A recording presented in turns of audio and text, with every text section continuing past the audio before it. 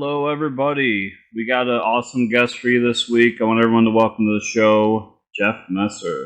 Welcome, Jeff. Hey, how's it going? Thanks for having me. Going good. I hope everything's going good for you today, too.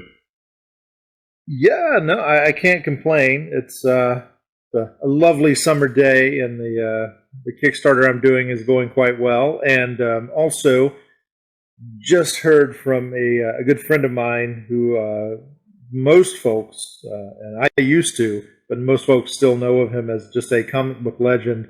The one and only Mike Grell called me this afternoon to tell me about a con he's going to be doing in late July, early August, and wants me to be there with him. So I'm looking forward to actually getting back into the real world of comic books, which is not a real world at all, but the real world that we're used to as far as, Comic Cons and seeing people and doing that sort of thing after, losing a year, at least a year, maybe a little bit more than a year. So I'm just looking forward to things kind of getting back on pace. I've missed it. I know a lot of us have. So.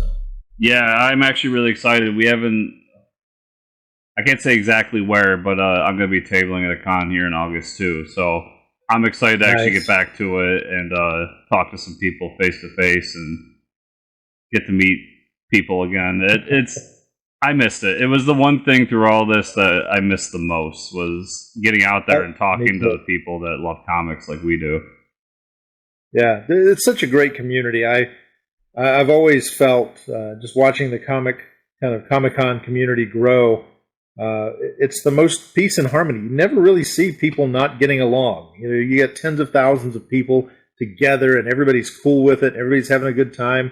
I don't think I've ever seen an ounce of hostility at any con, and that's even when the cosplay competitions are close.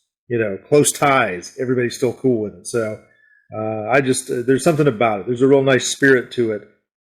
Kind of a communal thing that we can all embrace, and yeah, I love it. I know the folks who've been selling on eBay probably aren't going to be eager for Comic-Cons to pick back up, because if you're like me, that year off, I was like, usually I would spend, a couple of grand a year going to Comic-Cons, so I'm just going to go on eBay and find art or find, those holes in my collection that I would be running around a convention floor looking for one or two issues of this or that. I just found them and kind of obsessively spent at least a full month of the pandemic buying things needlessly off of eBay to feed my nerd, kind of inner nerd.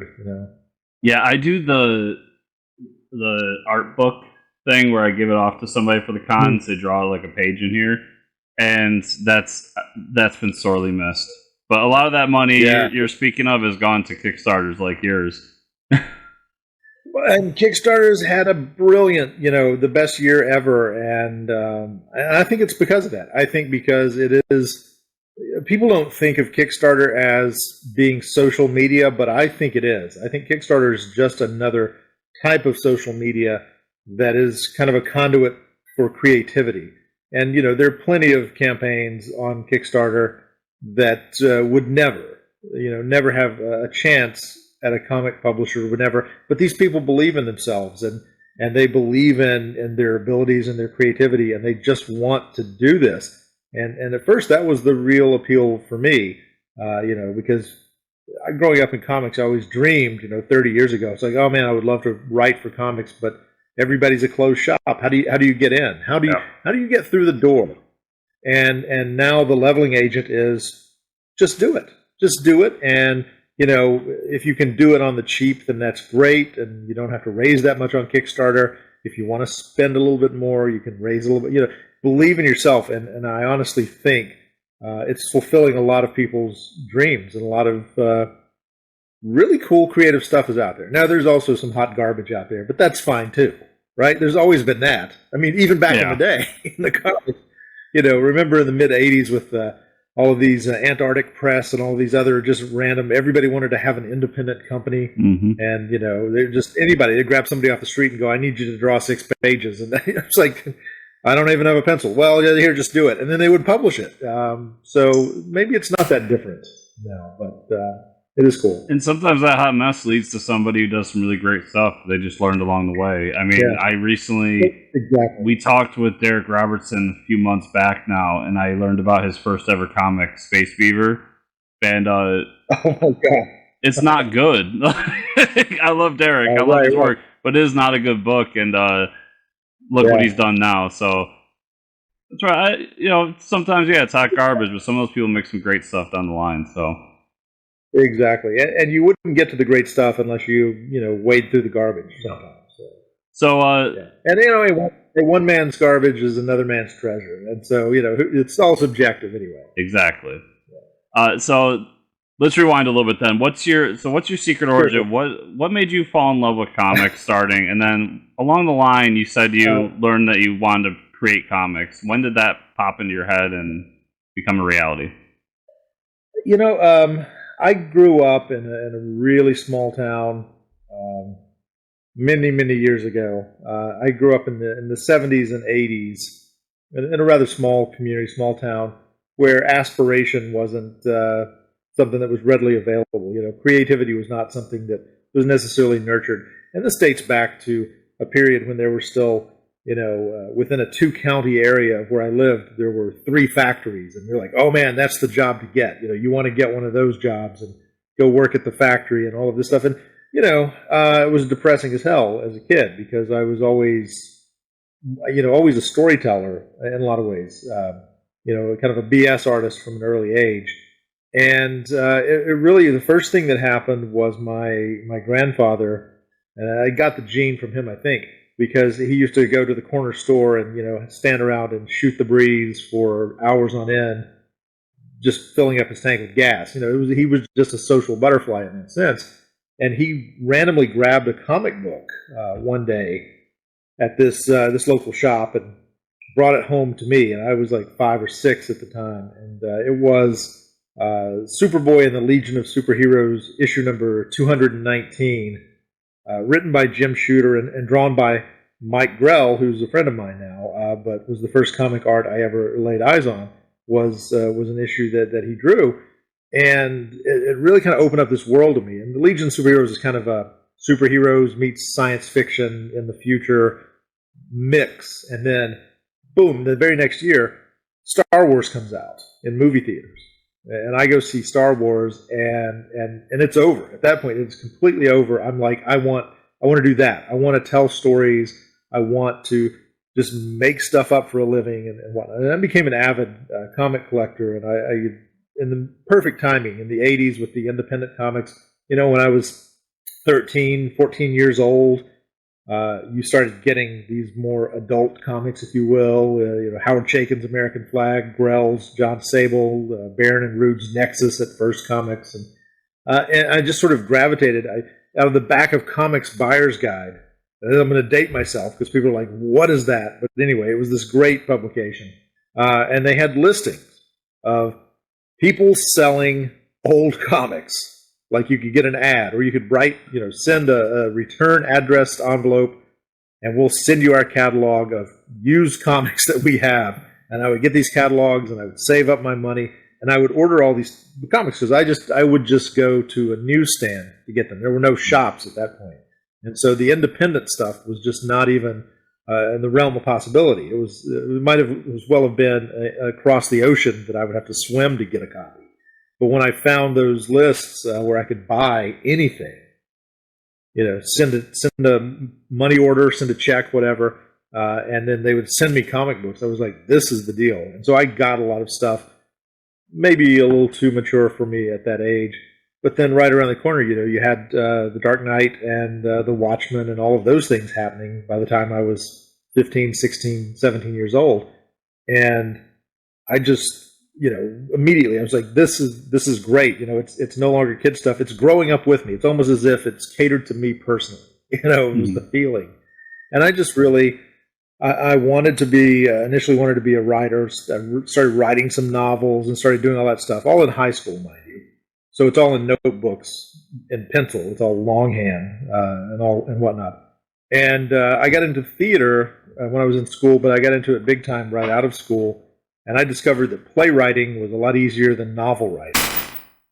And so I kind of shifted the gears to script writing, which, comic script writing can be fun and very similar as well.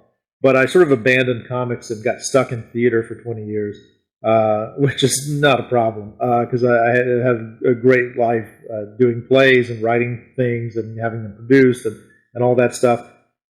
But a couple of years ago, and I started the origin, and I'm just giving you the flash forward to where this all leads to. And, like I said, I became friends with Mike Grell, who was a hero of mine because, he drew the first comic that I ever saw. And then as he did projects in the 80s, his storytelling style was inspirational to me. And I finally met him, 10 or 12 years ago. I'd emailed him once about 20 years ago and got a reply from him. And then I was too terrified to respond back. So I never did. And then like 10 years later, I did meet him and said, "Oh, hey, I never got back to you, but..." And we started an email friendship, and then showed up at cons and saw him a bunch, and it just turned into a really cool thing where we're friends now. And in 2017, I got asked by some of the publishers at Tomorrow's Publishing to help with a Mike Grell book that they were having written by someone else. And they're like, "Well, Mike, and you've got better access to him, will you help with this book?" And so I co-wrote a book that came out in 2018 and was nominated for an Eisner Award in 2019. Wow. And suddenly I was like, wait a minute, I get to go where? And I get to have my name read out by, wait a minute, it does not compute. And at the same time, I had helped Mike start his own kind of new independent publishing thing, and we used Kickstarter to bring back some of his original characters. And that was in early to mid 2019. And then I went to the Eisners in July of 2019, and then we published Mike's first book 2 months later. And I was like, holy crap, what happened? I suddenly found myself with an open door that I had thought was permanently shut for most of my life. And I just thought, now or never. And I'm just going to do it. I'm just going to embrace this. And suddenly, as I was approaching 50 years of age, I was being handed the opportunity to believe in myself. And I think that was the important thing. And so I got to revisit some stories that I'd had in the drawer for years and years. And that's what this project I'm working on now really is. But I also have been helping Mike do his thing. So I've been bouncing back and forth between something for him and then something for me. And God bless him. It's a miracle because his fan community have gotten to know me now. And so it made it vastly easier for my first Kickstarter campaign. Like I wasn't like, I feel bad for people who are just like, this, here's my thing. I have no mailing list. I have no contacts. Look at it and please pledge on it. And I just need $500, that sort of thing. And my connection with him has allowed me to suddenly be more ambitious and to be bolder with it. So, that's not lost on me, but I'm still kind of pinching myself that suddenly this is where I am, and able to do it and having the time of my life. It's like a second childhood. This is a story I've heard a few times. Most notably, I guess, would be Colin Bunn, who, like, late in life was just like, "Hey, let's try this comics thing," and now he's Colin Bunn, and like yourself, I love that because afraid to do it until later. Yeah, it's like I should have done this 30 years ago, but I was too afraid. Now I'm finally. I don't care anymore, so I'm just going to do it anyway. Right.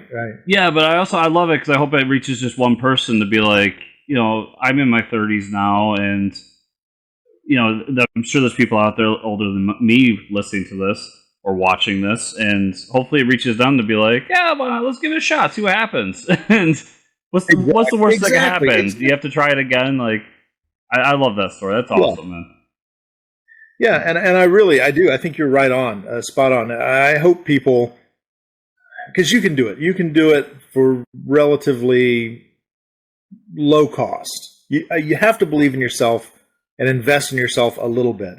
And that's the most nerve-wracking part of this, for me, was making that decision that, I'm going to, shave a couple of $100 a month out of my budget and stick it over here to pay an artist to do a couple of pages at a time. And sometimes that's the way that you start, and it can lead to something really, really wonderful.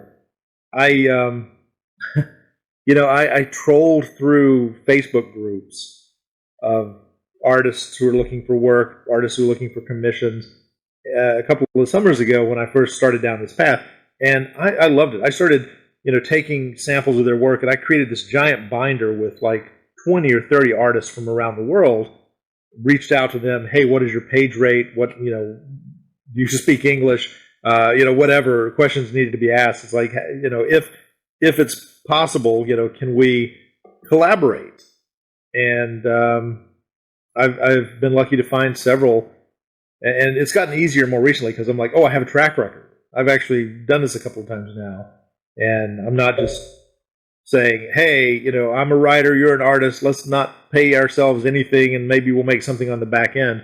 I find a lot of artists find that a little insulting, and so it's almost too bad as a writer, because you can't go out and here's 3 paragraphs of mine, will you hire me? Artists can show their work, and it's like you either like it or you don't, or it either is the vibe you want or it isn't, and then you approach them and you hope that they don't go, I'm charging Neil Adams or Todd McFarlane page rates. So you find your budget, and then you find what works within your budget, and you just kind of hold your breath and go. So when you guys first decided to do something on Kickstarter, what was the first project? The first one that we did with Mike Grell was we looked at some of his creator-owned characters from back in the 80s, and there were a couple of books that he did. He started a 5-issue miniseries at Image Comics in 1996, based on his character Maggie the Cat, who's a female cat burglar protagonist. Interesting character, introduced in John Sable Freelance back in the 80s. And by the time he did that book at Image was the time that the bottom was starting to fall out of comics in the 90s, that little crash in the late 90s in comics.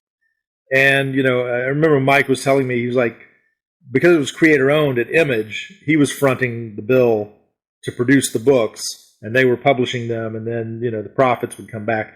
And that was an era when the number 1 issues of everything sold, 800,000 copies out the door at Image. And then issue number 2 sold 200,000, and issue number 3 sold 100,000, and then issues, beyond that sold like 50, 60,000. And so the diminishing returns, but the overhead was still tremendous. And so he was able to produce 2 issues of the 5-issue miniseries he had planned. And then basically it was like, well, this is going to be a $15,000 a month hobby to continue past, the 3rd issue. And so, the series got canceled because he was like, I can't keep doing it because, it's going to be too expensive and the returns aren't there.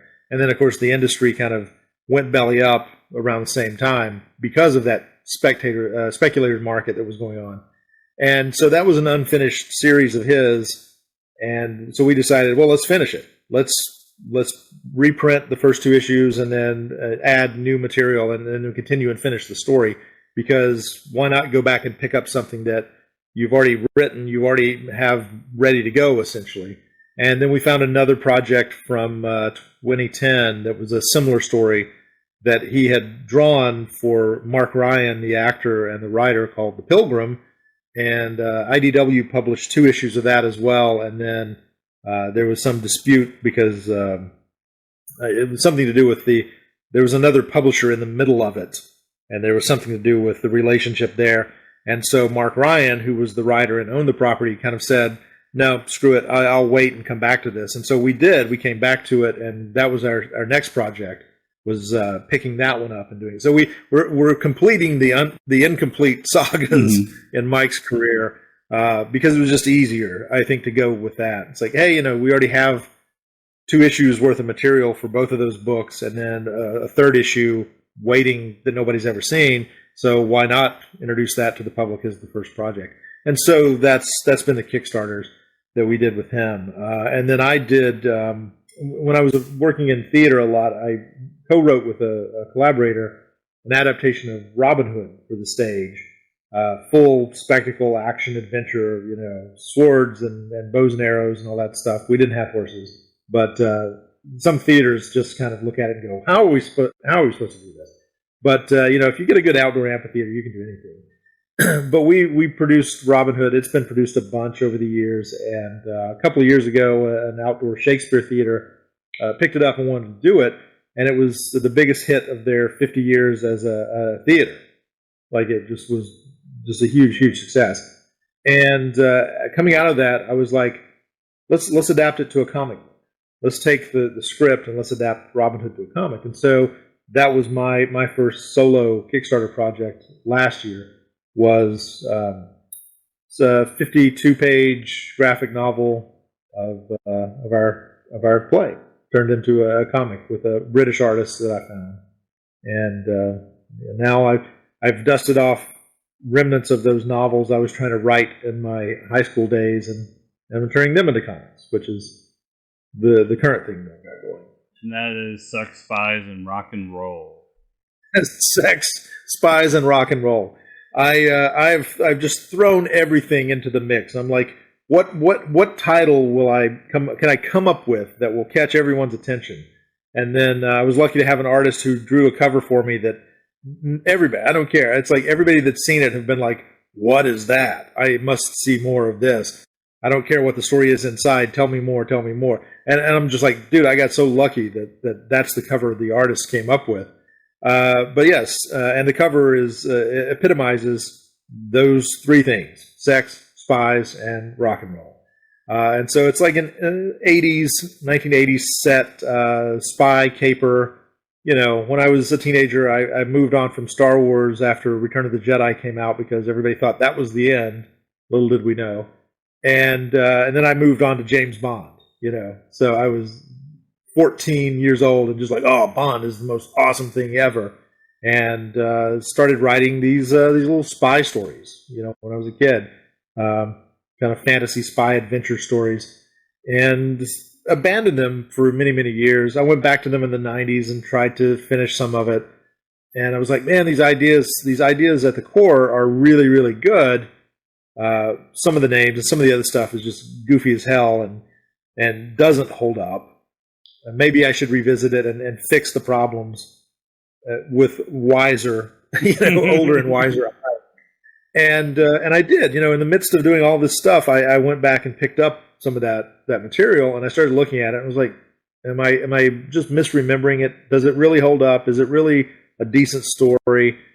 And I started looking at it and I was like, okay, yeah, it does. I need to fix a lot of things because, when you're 16 and you're writing something that's an international espionage thriller and you've only ever at that point visited maybe 6 states in your life, if you're lucky, it's not exactly going to ring true. So I got under the hood of it and I read through a bunch of it, and then I sat down and wrote the first issue of the comic script without referencing it at all. Like, I was like, I'm going to start now, and I'm going to adapt it as best as I remember, and just focus on the comic book side of it and make it work for a comic. And so that's been my main drive with this. And then it just sort of spun, and it turned into the idea of, well, let's do an anthology book. Let's put more stories in here because other people were like, well, this sounds like a cool project.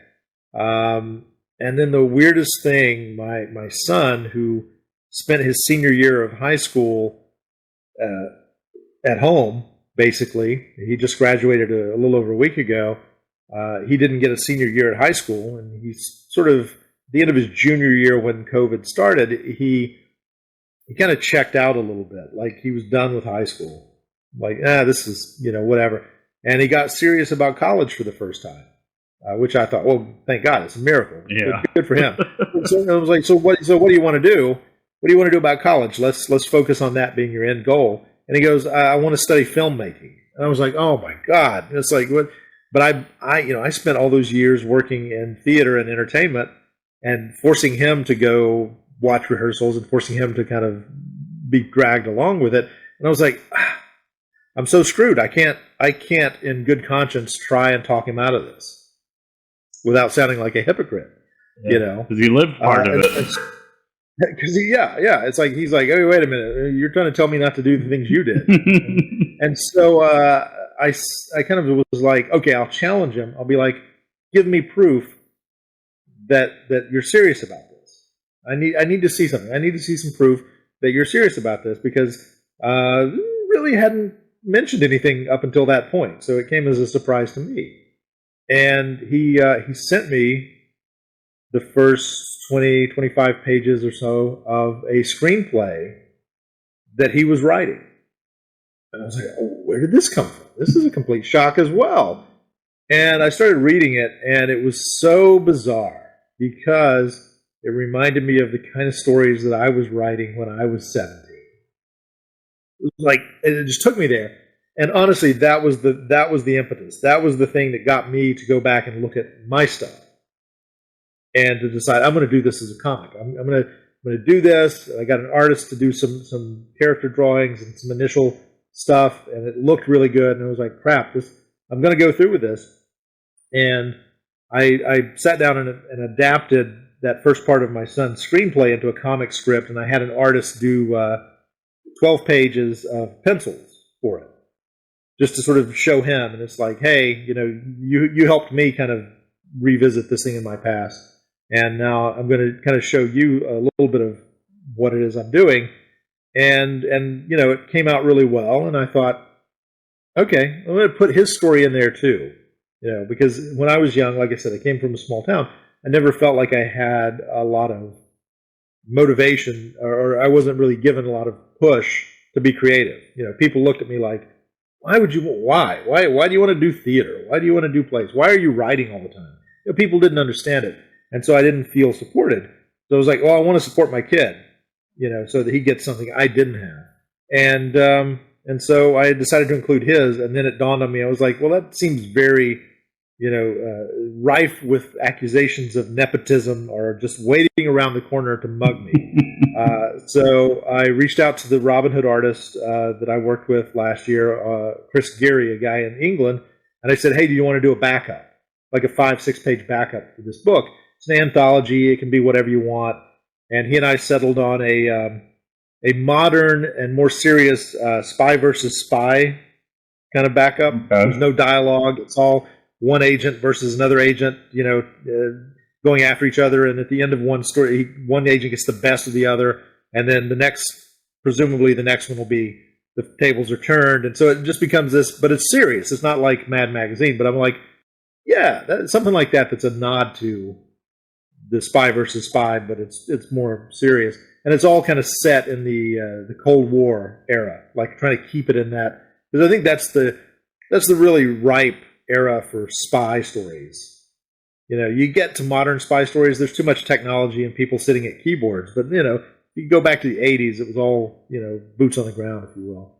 And so, and I started coming up with some other stories and some other ideas, and brought other artists on board, and suddenly we have artists from around the world who are all contributing to this book, which is pretty cool. And just a few days ago, a friend of mine, social media friend of mine, but a really great guy, Kevin Van Hook, who is the creator of the character Bloodshot, which of course was a movie last year. Kevin was on social media, and he said, hey, I've got some free time. I'm going to do some commissions. If anybody wants something, hit me up. And so I messaged him and I said, hey, this project I'm working on, I've got an idea for like a 2-page feature. Would you be interested? And he said yes. And so now I've dragged him into this as well. So it's a black hole is what it is. It's just sucking everybody into it. But it's really cool. I'm having such a good time with it. And it's evolving rapidly now. And I'm loving it. And we're funded, and we've got 17 days to go. Plenty of time, and I don't know. I can't complain. I've seen other campaigns, and the first campaign I did, it took a lot longer to get funded. Like you're sweating it a little bit more, but I got lucky this time. And again, I think the cover sells it. I think the cover, it's like people are buying it all by itself. They're just going, I'll buy it for the cover, So and prior success sells it too. You talk to anyone that does Kickstarters a lot. When you can prove that you can do it time and time again, people start coming in day one a little bit more, and you have a reputation. But yeah, that covers. I'm a big fan of spy thrillers, especially. Yeah. I mean, I grew up. It's funny. My first James Bond was actually the GoldenEye video game. And then Okay, all right. I'm at that right age. And then I went back from there, and I fell in love with all the old movies and just watching anything I could that was spy related. I mean, it's goofy, but I was also at the right age. Like Austin Powers was coming out when I was in middle school, high school, so that stuff was always around. Right. That I got so upset. Funny story: the first Mission Impossible movie, Tom Cruise Mission Impossible. You know that whole sequence where he's breaking into the secure location and you can't touch the floor because of the pressure tiles, and he's dangling on the wire and all that stuff. I saw that movie and I gasped out loud when that happened, because that came out in '96 and I was writing my novel in 86, 87. I wrote that scene almost 10 years earlier. Like, there's a whole gimmick in the book where they have to break into a weapons research facility to steal these plans, and they can't touch the floor. And they have to, find a way to kind of, cable across to the whole thing and what. And so I saw that movie and I was just like, oh my God, I should sue somebody, but whatever.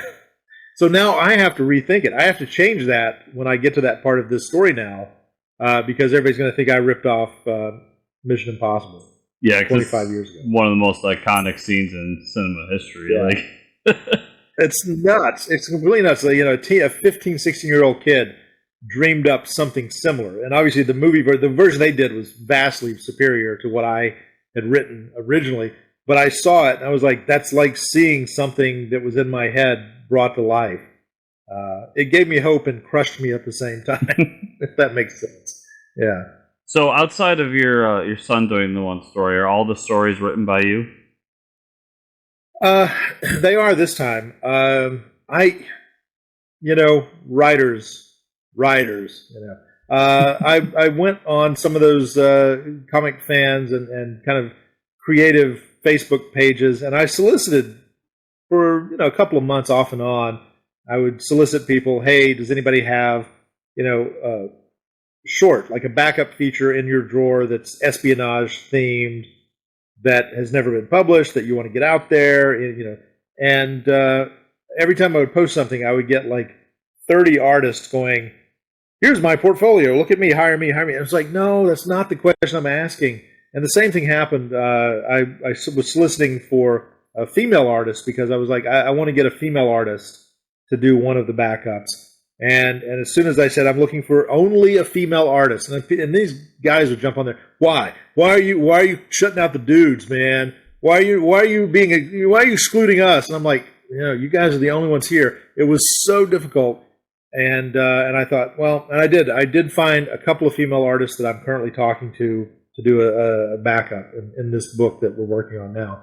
And I sent both of them the script. So, and they're both Italian. Go figure. But I just was like, fine, I'll do it. I gave Chris the Robin Hood artist, I gave him a very loose, hey, here's what should happen in the story for the spy versus spy kind of thing, and he's running with that based on an idea, and we collaborate very well together. So we bounced it back and forth. And another one of the stories that's in there is, I kid you not, it's based on a dream I had in, I guess, between high school and college, that was like a 5-minute scene in a movie that was never made. It was the weirdest thing. It was like, this dude who looked like Harrison Ford from the Mosquito Coast is driving a convertible Cadillac through the desert. And there's a glass house on the side of like in the Utah, in the Monuments Valley kind of place. There's like this glass house hanging on the side of the mountain. And a dude, an FBI agent that looks like an adult Ron Howard between, Happy Days and directing, is guarding a guy that looks like Dirk Benedict from the A-Team, who's it was not really ever clear, but the dream. And at the end, the guy shoots and the glass breaks and the guy falls out and splats at the bottom of the canyon. And I woke up and I was like, that's just weird. Why would I cast those 3 actors in this 5-minute scene from a movie that doesn't exist? And it makes no sense. And I was like, I'm going to put that in there. So I've got an artist working on that because I'm like, that's just kind of random and cool, So I'm salvaging lots of just tidbits over the years. But a friend of mine that I knew in high school, who was one of the first people to read my stuff back in the day, I told him I was doing this, he got really excited, and he's been an avid supporter of it so far. And I had him drawn into the story as a kind of a KGB tough guy in one scene at the end of the issue. Because he kind of hinted, he's like, I would love to, on the Kickstarter, if you have a thing where you can pledge to be drawn into it, I want to be a part of this book because I was the first person to read it. And so I did that, and I surprised him with it. And I actually had lunch with him a few days ago, and he's like, I want to write a backup for the next one. After this one, when you get to the next one, I want to write a story. And I'm like, thank God. Thank you. That's what I want. I want people to see this and then come to me and go, I've got an idea that doesn't fit anywhere else, but it'll fit in this anthology thing that you're doing. Will you let me write it? And the answer is more often than not going to be yes. I really want other people's names associated with it. As it is, I'm happy that I've got a lot of artists who are from Thailand, from the UK, from Mexico, from Italy. So it already has that international James Bond flavor to it, just from the artist. So I want to get a little more writer kind of mix going on, if you will. So next time, this one is the proving ground. I think once people see it, maybe they'll be like, oh, I could. And that's the thing. It's like they look at it and go, geez, I could do that. Like, this guy, I could do that. And please, bring your story because I'll let you. So real quick, who's your Bond? Okay. This is the answer that you have to qualify. You have to qualify all of the Bonds, I think, because they all have different pluses and different minuses to them. But my favorite Bond movie, and it's my favorite because it works as a non-Bond movie if you just take his name out of it, as an espionage thriller, is The Living Daylights. And I think Timothy Dalton is brilliant. And because of that, that's my favorite Bond movie, and he is probably my favorite Bond. My second favorite Bond movie is For Your Eyes Only, for a lot of the same reasons, because they're true spy movies. Some of Roger Moore's movies get way off base. But recently I went back and watched all of the Connery movies like a year ago, and I had always thought that Goldfinger was overrated. I was more of a Thunderball guy from back in the day. I've always been like, why does everybody think Goldfinger is the gold standard, pardon the pun, for Bond? And then I watched it again last fall, and I was like, son of a gun, that really is just about a perfect Bond movie. And he is so great in it. And so, Goldfinger has risen back up on my list. And From Russia with Love is another one that's like, this is a great spy movie. Not just a Bond movie, but a spy movie. And I feel the same about Casino Royale as well. They all have their pluses and they all have their minuses. Tomorrow Never Dies is my favorite Pierce Brosnan Bond movie. Yeah. Of the 4 that he did. A lot of people say GoldenEye is their favorite, but I go with Tomorrow Never Dies as mine.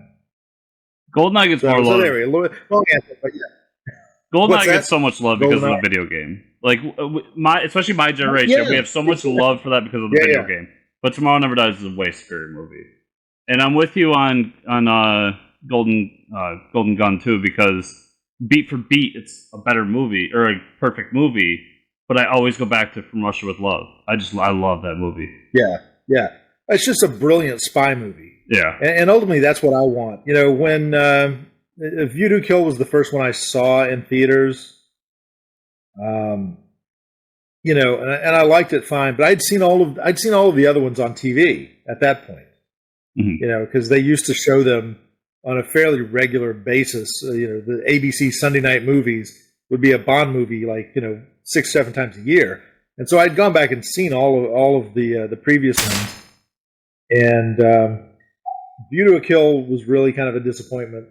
And then when Timothy Dalton took over, I was 16 years old, and I was the right age for a new Bond, and so he was my Bond.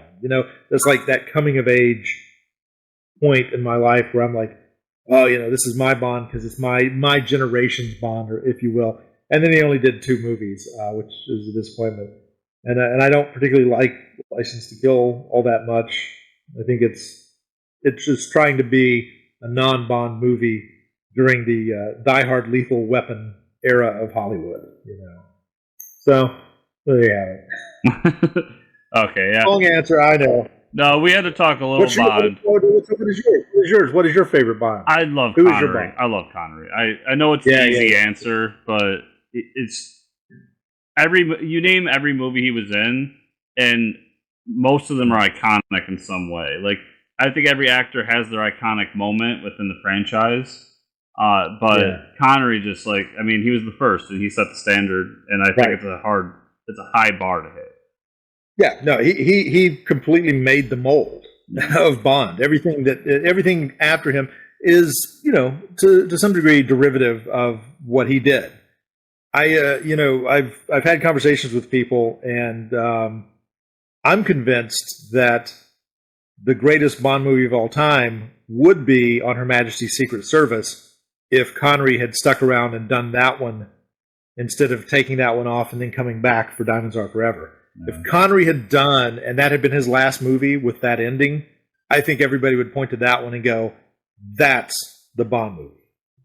Because it really is a great film.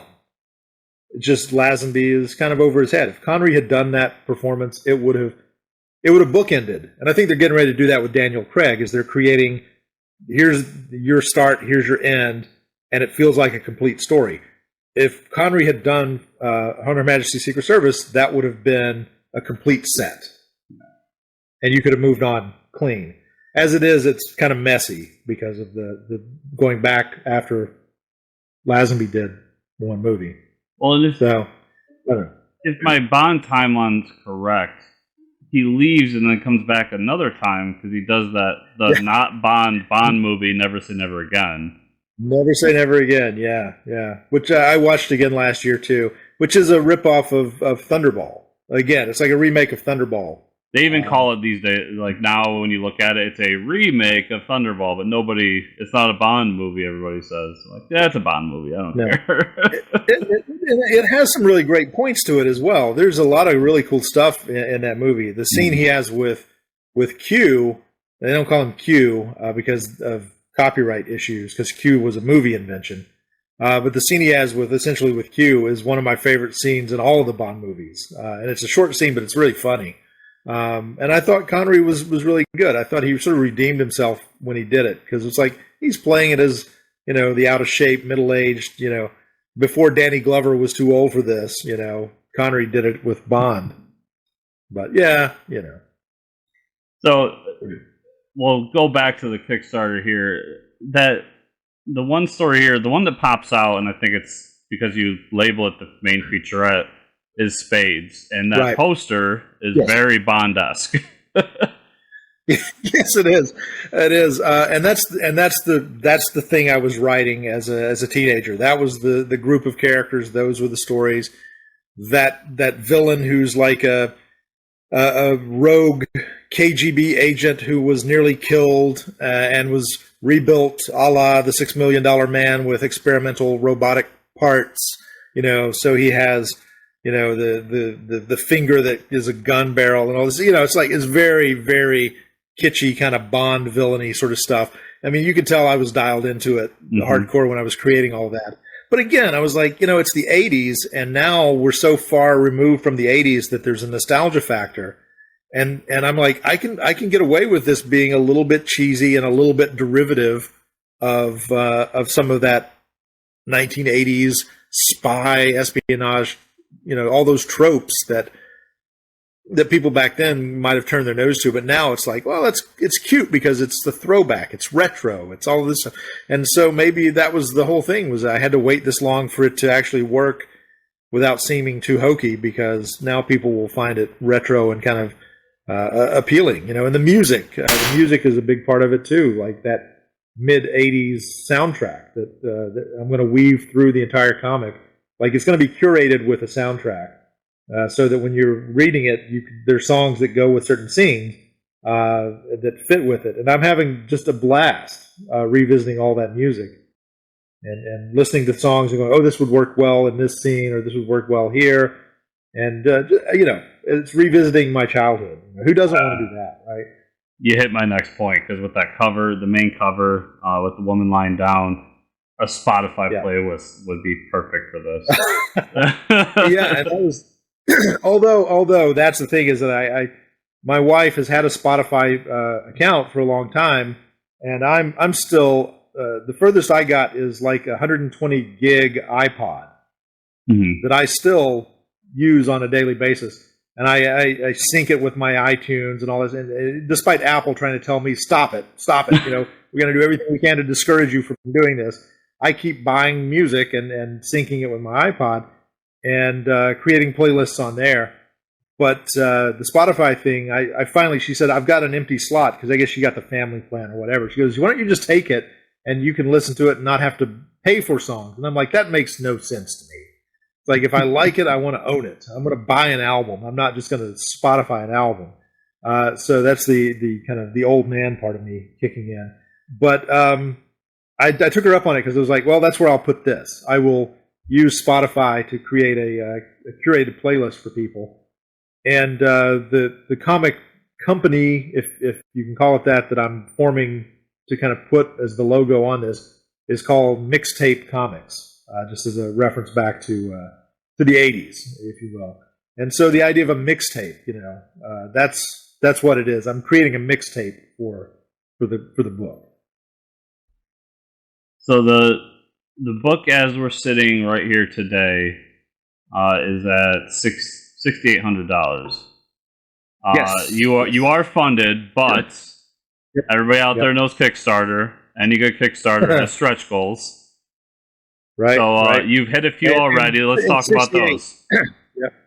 68. Before I came on to talk to you, I checked it and I was like, bang! I just got it. 68 was the amount for the third stretch goal, which pays for that weird fever dream 5-page story of Harrison Ford from the Mosquito Coast assassinating Dirk Benedict.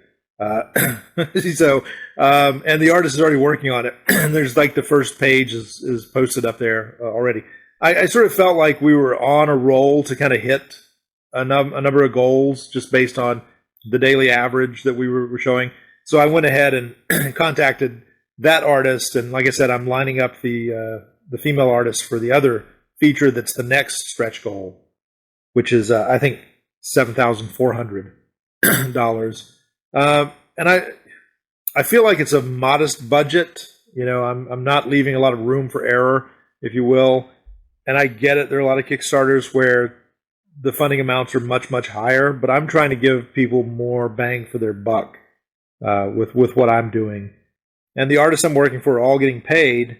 They're not getting paid what they're worth, but they're getting paid what their asking price is. And, you know, I can only help promote and push them out there and hope that something like this will help them get better gigs, if you will. But yeah, the stretch goal is I got several more, and I just discovered the other day that if we pace this right, we'll get close to maybe 10,000 by the end. And I did a price check because the whole idea was the more we add, the bigger the book becomes, or does it become 2 issues instead of 1? And I was debating back and forth about that. And then I just crunched the numbers on how much it would cost to print the 2 issues. And then I was like, I wonder what it would cost to just do it as a giant trade paperback, as a graphic novel, like an 88-page graphic novel.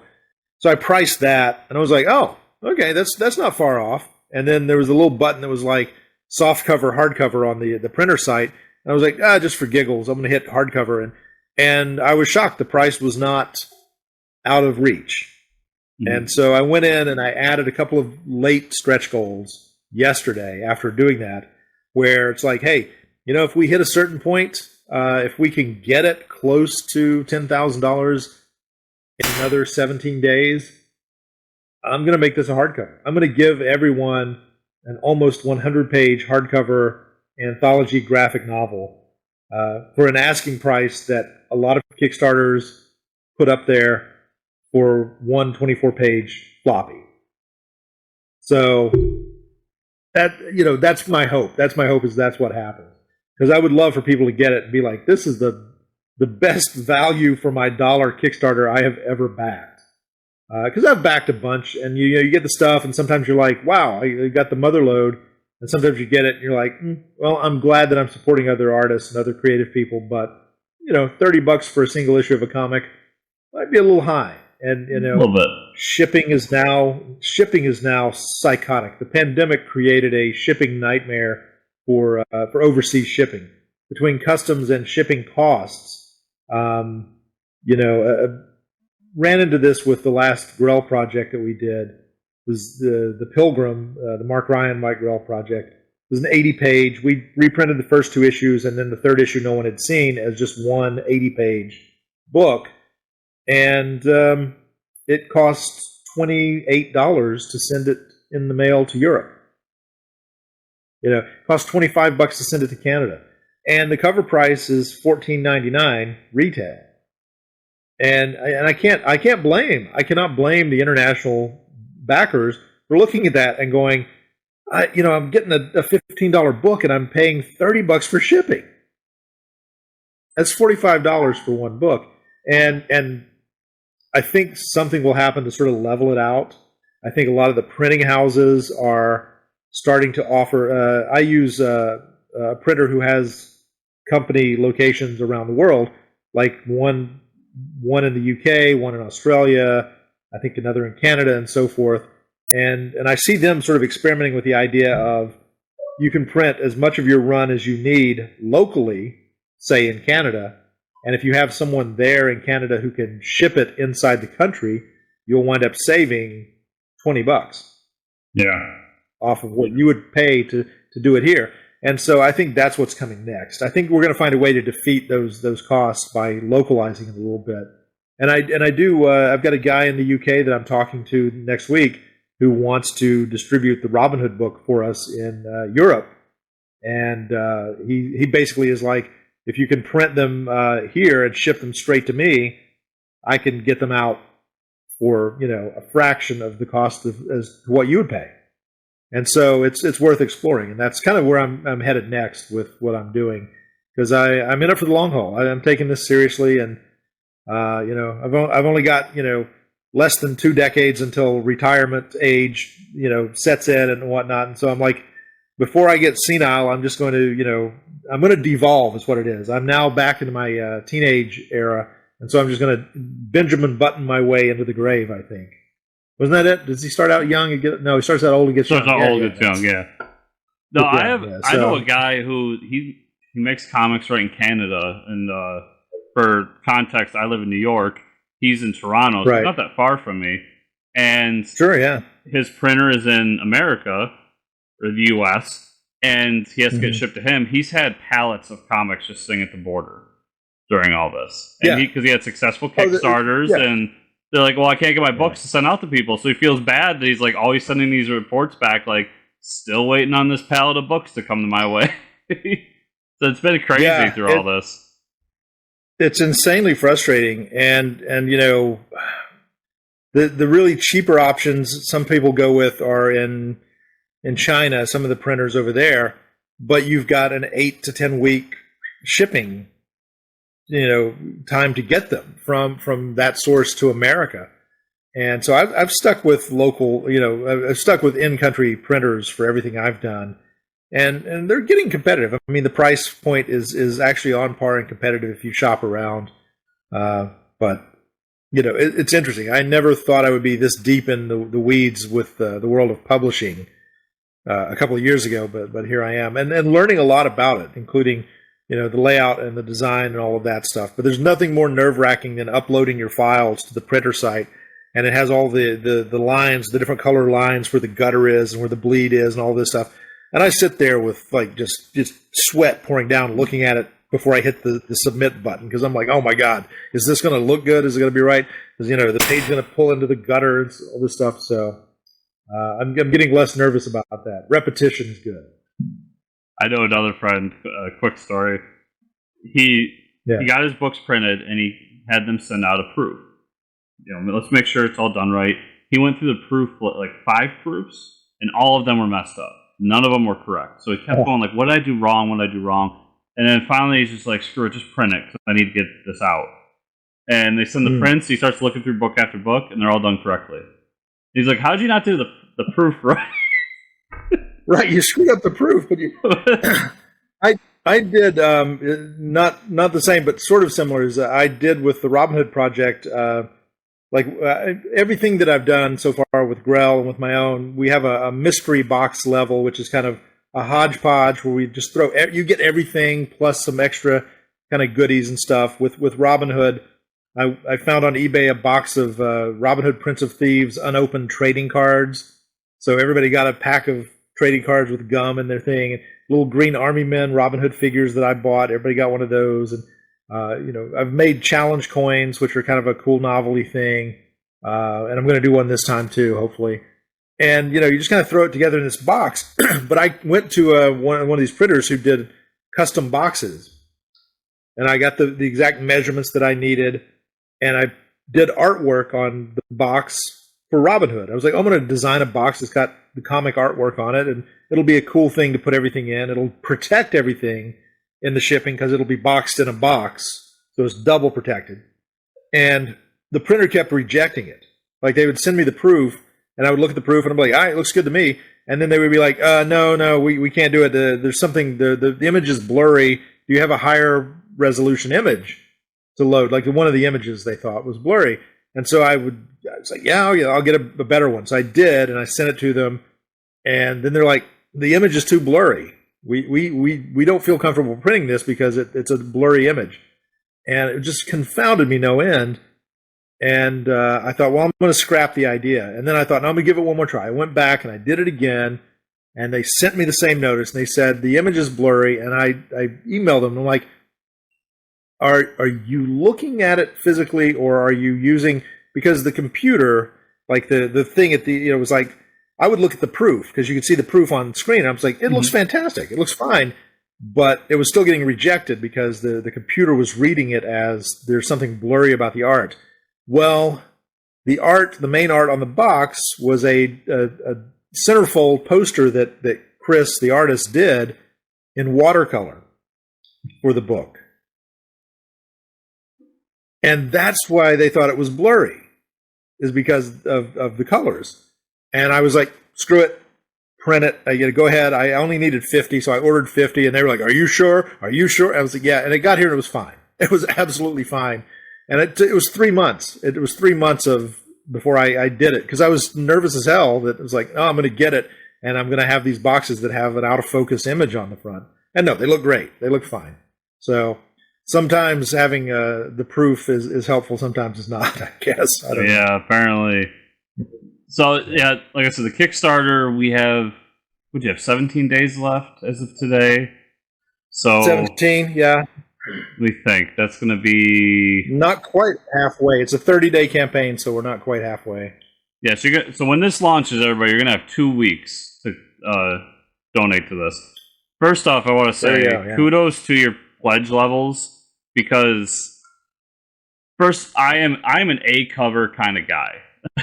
I'm not a variant cover kind of guy. You see all the books I got in front, they're all A cover stuff. I don't care about variant covers. No, you and me both. You and me both. And I love that there's one cover. And I had somebody ask me. I had somebody ask me, why didn't you do any variant covers?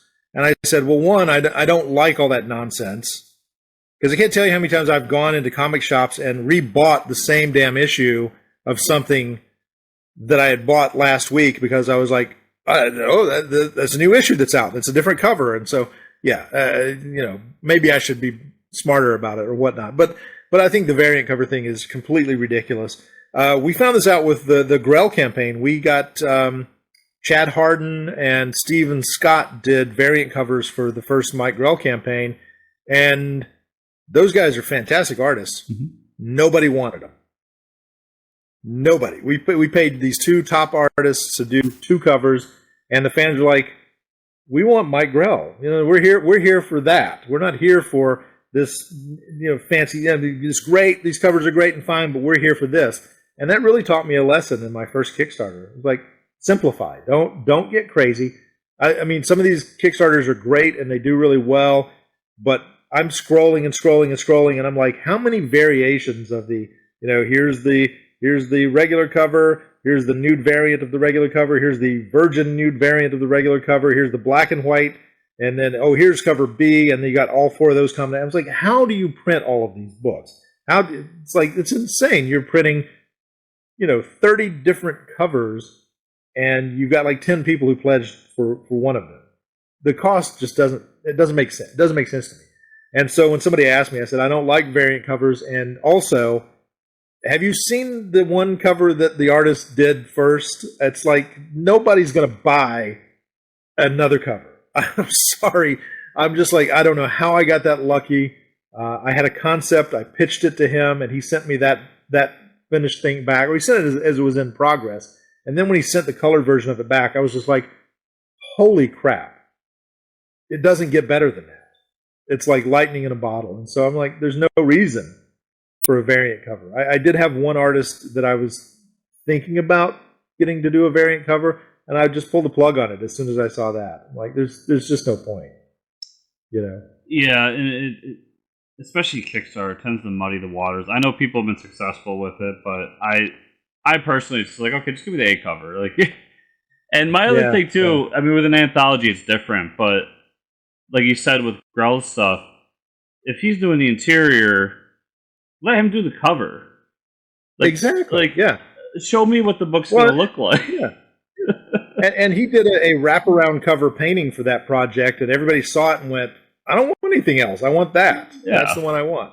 And then, I get an art print of that same cover, I'll take it. And that's the thing too, is I'm making sure that to offer this cover as an art print, and then in a very limited capacity, T-shirts, if people want them, I'll put this image on a T-shirt. Because I've had people who were just like, I want a T-shirt. I want that on a T-shirt. Like, all right, I'll make sure you get one. So it's just, again, I'm lucky to kind of stumble into artists who get it. Whatever it is I'm trying to accomplish, they get it, and they deliver. And the cool thing about this guy, I can't pronounce his last name, but his first name is Takadon, and he's from Thailand. I'm guessing maybe 26, 27 years old, so he doesn't even remember the 80s because he wasn't there. He doesn't speak English. We're doing everything through Translate online, and it's made me a better writer because I had to write the script very clearly so that he could translate it to do the art.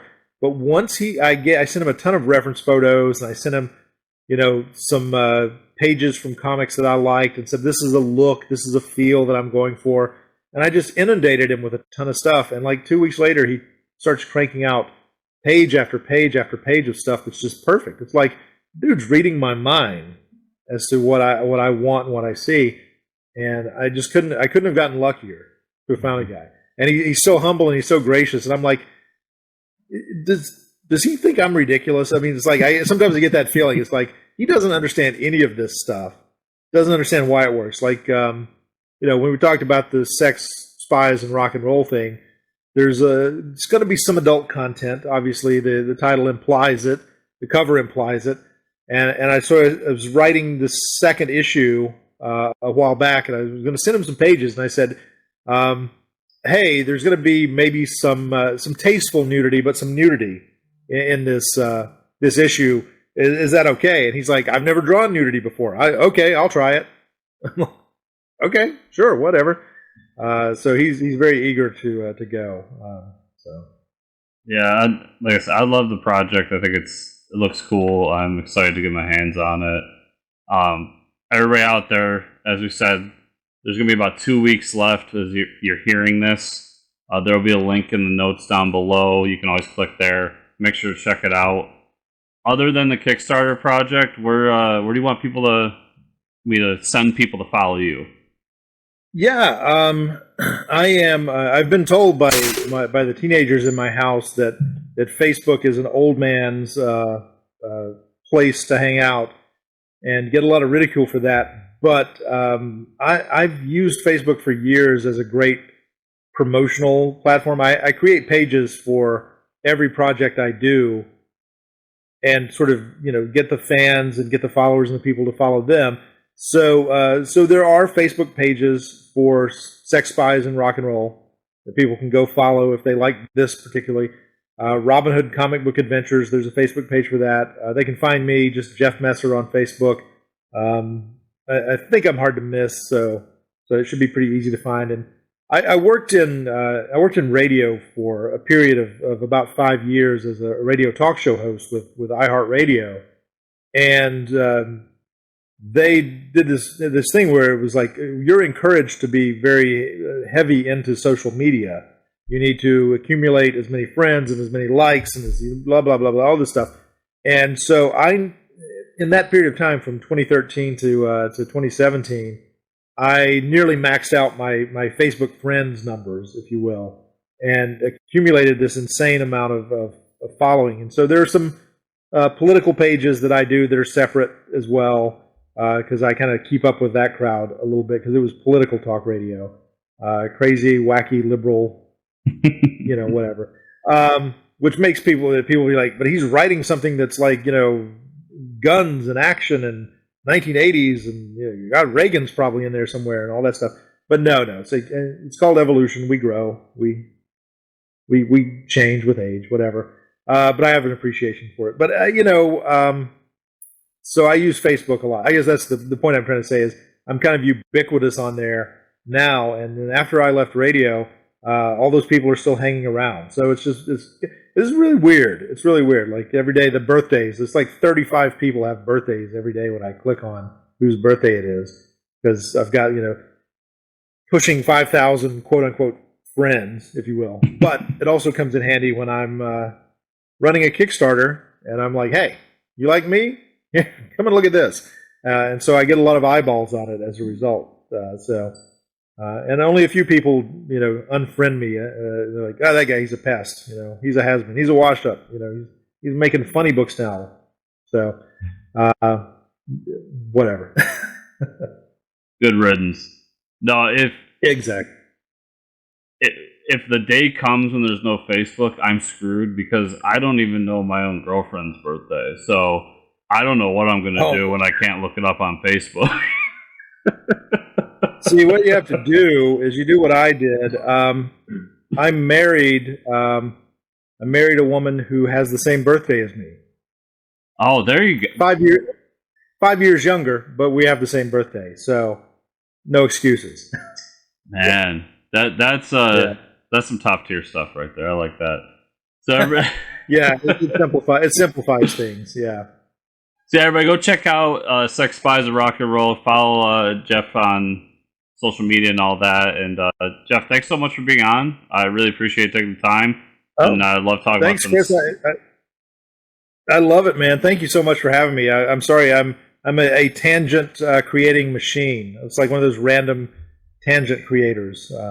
That's me. So I talk. Makes my life easier. I like it. And especially I got to talk James Bond. I don't get to talk James Bond that often, so I'm happy. Oh, my gosh. So here's another thing, too. If this thing really catches on, Sex, Spies, and Rock and Roll, I've already plotted out the full first story arc for the Spades characters. And maybe this is some, because I was a Kevin Smith movie fan back in the 90s when he was doing Clerks and all of that stuff and Chasing Amy, and the types of dialogue and conversations that characters have. And so in the first issue, there's a pretty funny conversation about wagering a bet between two of the characters, and the loser has to buy front row Phil Collins tickets for the No Jacket Required tour that's coming up. And so that's totally 1985. But then there's a point in a future issue where one character is reading comic books from the 80s, and that'll be kind of visually seen there. And then there's a point that I've got planned where they're debating James Bond. They're like, because it's set in 1985, so A View to a Kill is about to come out.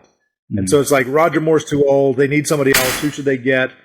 And I was there having these conversations too. And everybody's like that, oh, that guy on TV that plays Remington Steele, he's perfect for Bond. And everybody, so there are all these conversations that I'm going to wedge into it. Because, waiting and being spies can be boring. So you just chat about whatever in between. And so there will be some Bond conversations between some of these characters over, who's the best Bond. I may employ the whole, but if Connery had done On Her Majesty's Secret Service, that would have been the best Bond. Like, people getting passionate about some of this nonsense stuff. This becomes my outlet to have those conversations and have a lot of fun. Awesome. Yeah.